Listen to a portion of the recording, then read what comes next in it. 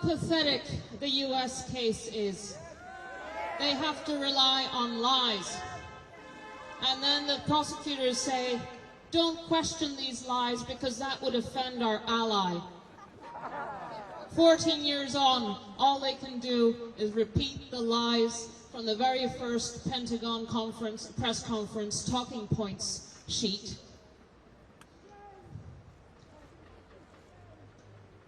What they're trying to argue is that state secrets trump revealing state crimes. This is the balance they're trying to shift.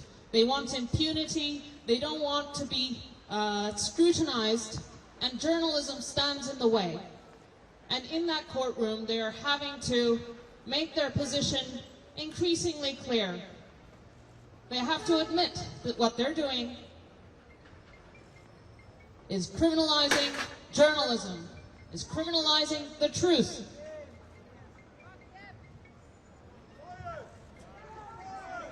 They are liars, they are criminals, and they are persecuting the journalists who expose them. But what was interesting this morning is that the judges were paying attention and they were asking questions. Is it really true that Julian will not get a First Amendment protection when he is extradited? Etc., etc. At least we have the attention. Thanks to you, probably. They know that they need to scrutinize this and the arguments put forth. And the arguments were thin.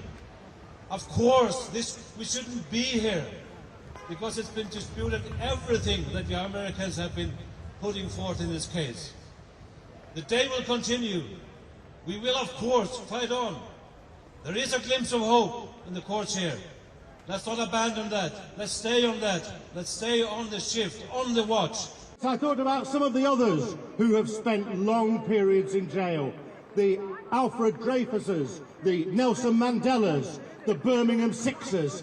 And I found myself thinking, the thing about their cases is their names resonate decades, centuries after they were in prison, because the achievements that they made, either during their lifetimes or by their example, have benefited humanity for decades afterwards. And I have no doubt that if not already, the name of Julian Assange will join that distinguished roll call. We're just witnessing 80 journalists being killed in Gaza. They are brave journalists who are doing their best to report. But do you know what? If Julian goes down for this, every other journalist around the world is going to say, ooh, ooh, ooh. Let's be a bit careful. Don't start questioning any military, particularly the US military. I want to quote a great American journalist of the 19th century. He said, the purpose of a journalist is not to afflict the afflicted. It is to comfort to the afflicted and to afflict the comfortable. It's sort of a bit embarrassing watching the prosecutors in there trying to tell us that day was night and night was day, that Chelsea Manning's not a whistleblower and Julian's not a journalist. They really just brought absolute shame to that court and to the United Kingdom justice system. And this case remains a stain on the US, a stain on the UK, and both governments should be absolutely ashamed of it and what they're doing to press freedom. The Australian Prime Minister has finally stood up and given a clear, strong signal to the Americans that enough is enough. Regardless of what you think of Julian, this matter must be brought to an end.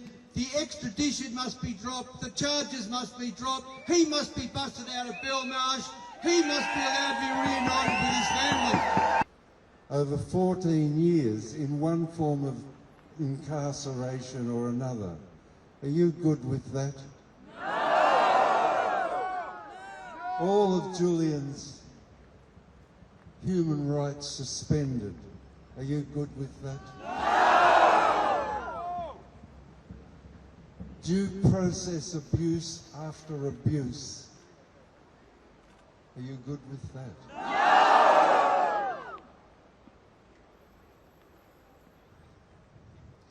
Over 25 court cases in one form or another for an innocent man. no charges laid. Are you good with that? There has been no full hearing of the Assange case except in a magistrate's court. Now, a magistrate's court in this country is the lowest court. It's the court that you go to if you have a parking ticket, if you have a speeding fine. That's the level of case that is normally heard in a magistrate's court. They do not and should not be the final judges of the most important civil liberties case of the 21st century.